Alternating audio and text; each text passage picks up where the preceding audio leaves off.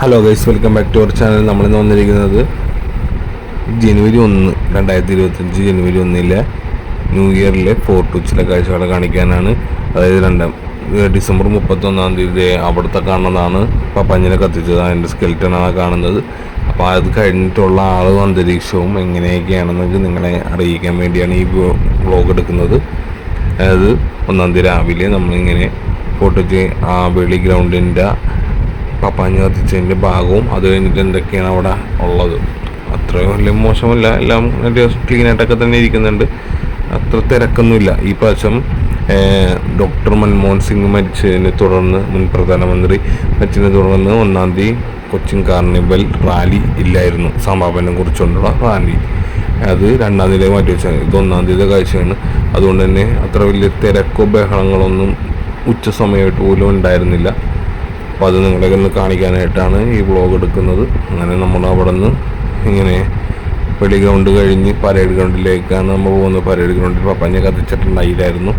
അപ്പോൾ അവിടെ ഉണ്ടോ എന്ന് നോക്കാൻ വേണ്ടി പോയത്. പക്ഷേ അവിടെ പപ്പാഞ്ഞി എടുത്ത് മാറ്റിയിട്ടുണ്ടായിരുന്നു. അവിടെ ഫ്രെയിം ഉണ്ടായിരുന്നു. പിന്നെ അവിടെ നമ്മൾ ബീച്ചിലൊക്കെ പോയി കണ്ടു.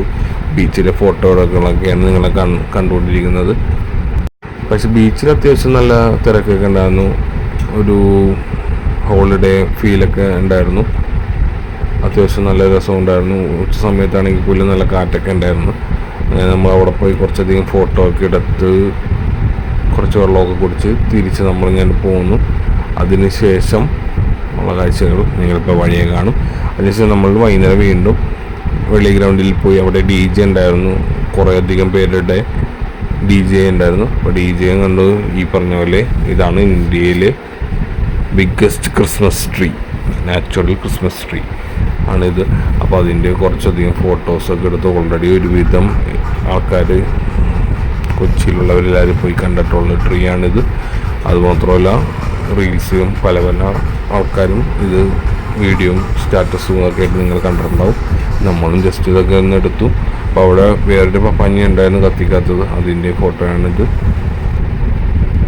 അപ്പോൾ ഈ പ്രാവശ്യത്തെ ക്രിസ്മസ് ട്രീയുടെ കളറ് ബ്ലൂ ആയിരുന്നു, ബ്ലൂ കളർ. അപ്പോൾ അതിന് താഴെ നമ്മൾ നോക്കുമ്പോൾ മറ്റേ അവതാറിലെ ആൾക്കാരെ പോലെയൊക്കെ നമുക്ക് കാണാൻ പറ്റും. അങ്ങനത്തെ ആൾക്കാരുടെ ഫോട്ടോ ഞാൻ എടുത്തിട്ടാണ്, ഞാൻ കാണിച്ചു തരാട്ടാ. ഇതെന്ന് പറയുന്നൊരു വേറൊരു ഫീലാണ്.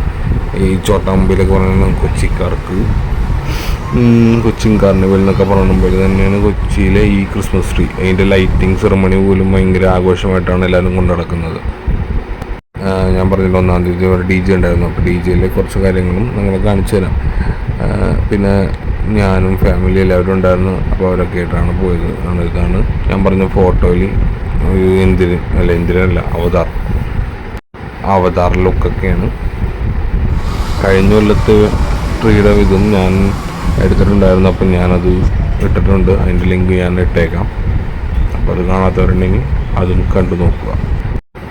അങ്ങനെ നമ്മൾ അവിടെയും രാത്രിയിലത്തെ നൈറ്റ് ഔട്ട് ഫോട്ടോസൊക്കെ എടുത്തു.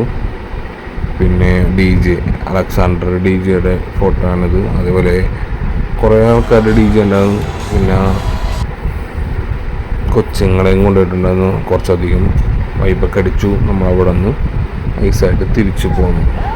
പിന്നെ അതിന് ശേഷം നമ്മൾ മന്ദിരംപള്ളി എന്ന് പറഞ്ഞ പള്ളിയിൽ കയറിയായിരുന്നു. അവിടെ പുൽക്കൂടും നല്ല രസമുണ്ടായിരുന്നു. അപ്പോൾ അവിടെ പോയി നമ്മൾ നല്ലധികം ഫോട്ടോ ഒക്കെ എടുത്തായിരുന്നു. ഇതാണ് അവിടുത്തെ ഒരു പുൽക്കൂട്ട്, ക്രിസ്മസുമായി ബന്ധപ്പെട്ടവർ അണിച്ചൊരുക്കി പപ്പാഞ്ഞിയുടെയൊക്കെ ഇത്.